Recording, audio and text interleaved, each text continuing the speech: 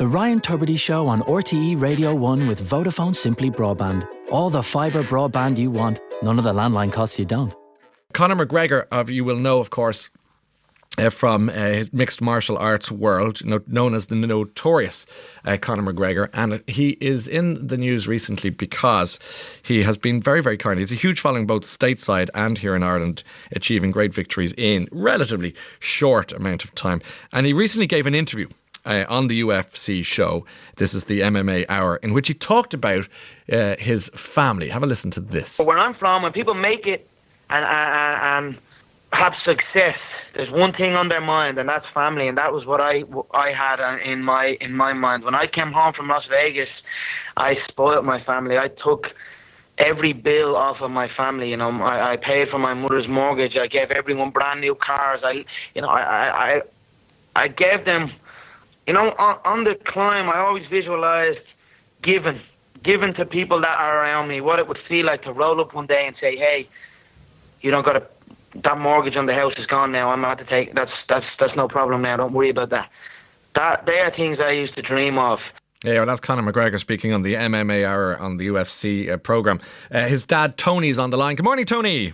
Good morning, Ryan. How are you this morning? I'm great, thanks. Lovely to talk to you again. How does it feel listening to those eloquent words? I have to say, very eloquent and also very magnanimous. I mean, the gesture it just blew us away. When he came home from LA, he called us all up to his new abode up in the golf course, and he sat us all down, and he just spelled it all out with his accounting firm what they're going to do for us. So they decided to buy the house off us. That's the way it's going to be. He's going to buy the house off us, and we'll hold a lifelong interest in it. So it's a huge gesture. I mean, we're really, really very lucky about this. Yeah, it's something that I think anyone listening today who's unfortunately saddled with a mortgage will be thinking, wouldn't that be the dream to have that awful weight off your shoulders? It is a dream, Ryan. I mean, we're very cognizant of that fact. I mean, the recession has hurt a lot of people, and we too also felt the recession in the early years. Yeah. I lost my job. My industry imploded. I was a taxi driver. My industry imploded. And with new regulations, I lost my taxi plate because I couldn't put a decent car on the road. I just hadn't got the money, So, things have turned around, and it's looking very well for us now. But we're very well aware of that fact. How long were you a taxi driver, Tony? I was a taxi driver most of my adult life, 25 years. Man, I had some great years driving people around the streets of Dublin City. Really had good fun doing it, really enjoyed it. It was probably the best job for me. I had great crack with it. People of Dublin are brilliant. Yeah. And the people of Ireland were brilliant. Yeah, I can see where Conor's getting all this this idea of having the chat and just enthusiasm, I think, a zest for life. I suppose he does have that, yeah. Yeah. But that's probably thanks to you largely. But so all his success has been great. You kind of travel with him all the time, or you kind of representing him? We've travelled with him all the time. Okay, it's all very well now. We're going to some really salubrious locations, Vegas, Sweden, Boston. But we've also been in the less salubrious locations prior to him signing for the UFC. So I mean, we did the GAA halls, we did the we did the small venues around the town before he was signed. So, we've been there from the start, He in the documentary I saw on him before, the Notorious, was him in the upstairs room in your house. I remember laughing because he'd be in Vegas one night and then he'd be back home in his bedroom. That's changed now. He's moved out, obviously. That's changed now. Yeah, I mean, it suited him at the time. Yeah. He had his own self-contained quarters upstairs. Himself and his girlfriend lived up there. They didn't bother us. They'd live up the top of the house. They'd come down, cook their own meals, and eat in the kitchen, and there was room there for everybody. But it suited him at the time to be there. It doesn't suit him now. He has an A-list lifestyle now, so he's more used to the jacuzzis and swimming pools. And we don't have that. So does his house have both of those now? No, not at the moment. The one he's in now at the moment doesn't have it, but he's overlooking a wonderful golf course, and he's lots of space there at the moment. I remember the first time he was on the Late Late Show.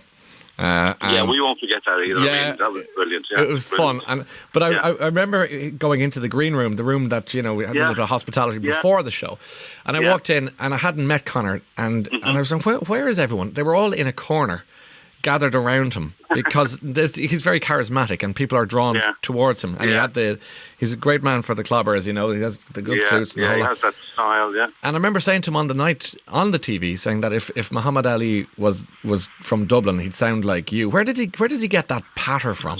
Do you know something, Ryan? This is the thing that mystifies me because we didn't see that. We didn't see that persona.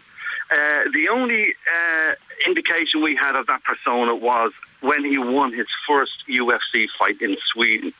When he remember in the cage when he shouted out to Dana, "Where's the 60 G's, baby?" He got a bonus that time on top of his first, by the way. But when he gave the post-fight conference in Sweden, that's when his show business personality. I say actually that's when his show business personality was born, and I think he saw that himself and he just sort of built on it.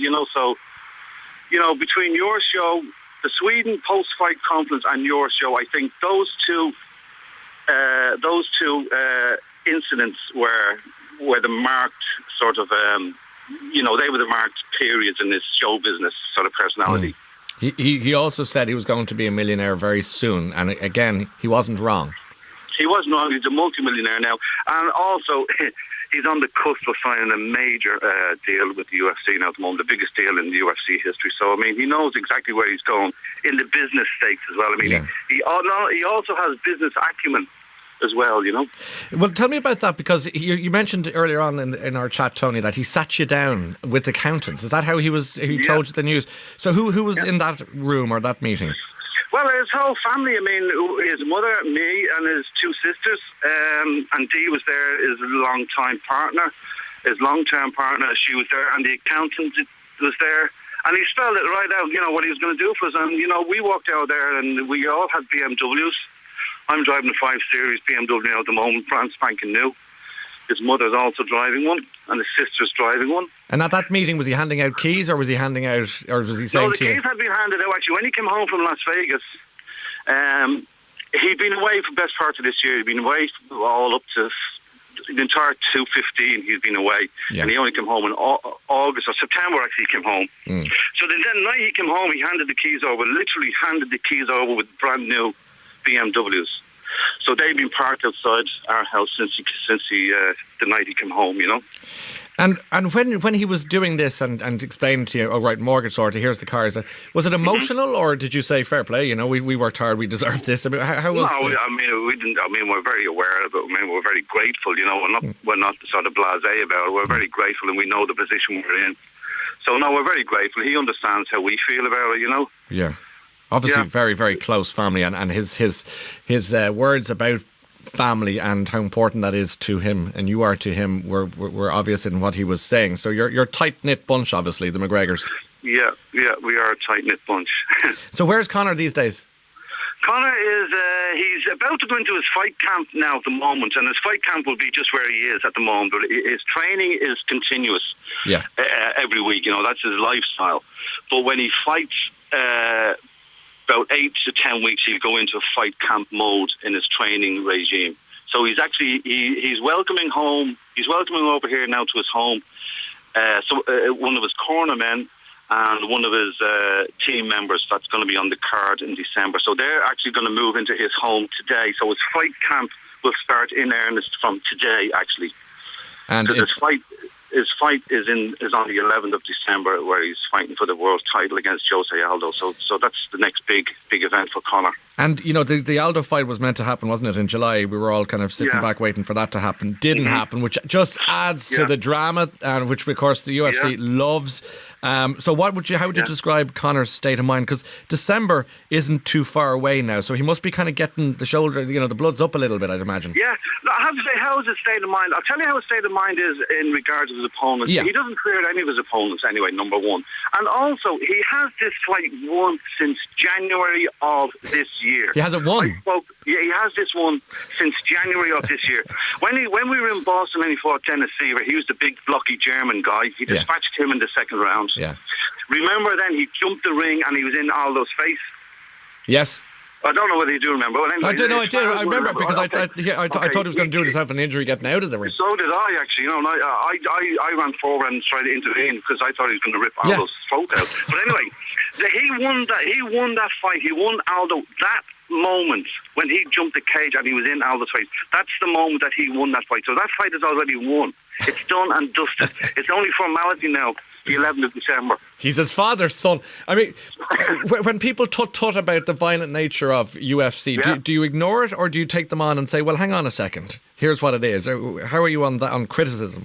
Well, how are we on criticism? It is a tough sport. It's probably one of the toughest sports around, and that's what makes it more exciting. There's injuries in every sport. I mean, currently now at the moment in the media, it's about the rugby, the concussion in rugby. Yeah. That's been going on for ad infinitum since sport started. Actually, probably go back to the Olympian days, the Greeks. There's always been injuries in sport, but this sport is well regulated. There's doctors on hand. There's referees who can step in at the blink of an eye. So it's all very well regulated. So there is an element of danger, but that's what makes it more exciting. Yeah, we could refer back to ancient Rome and the Colosseum if you want to, but that was the most violent of them all, I suppose. Do you? One last question, I suppose. If the fight is won in December, are you going to bother going to it? Oh, we're going already. Yeah, we have our tickets booked. Yeah, we're staying in downtown Las Vegas. Yeah, no, we're all part of the entourage. Yeah, as well as his cousins. I mean, there's a growing number of his cousins, his first cousins, travel with him as well now. Yeah. So our actual group is getting bigger and bigger.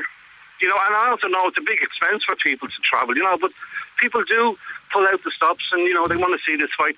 He's probably, at the moment, the biggest, the newest, the biggest star Ireland has. Yeah, I agree with you. And he's hard to take your eyes off. Do you know what I mean? When he's talking or performing or fighting or whatever he's doing. He's a good egg, no doubt about it. I'm delighted for his success, Tony, and I'm delighted for you as a family. I'm really pleased. Thanks very much, Brian. Yeah, it's great to speak to you anyway. Yeah, always good to talk to you too. Look, pass on my best to Conor and the rest of the family. And thanks for taking our call this morning, Tony. Take it easy. Thank you very much. Okay. All the best. Bye for now. There's Conor McGregor's dad, Tony, joining us on the line.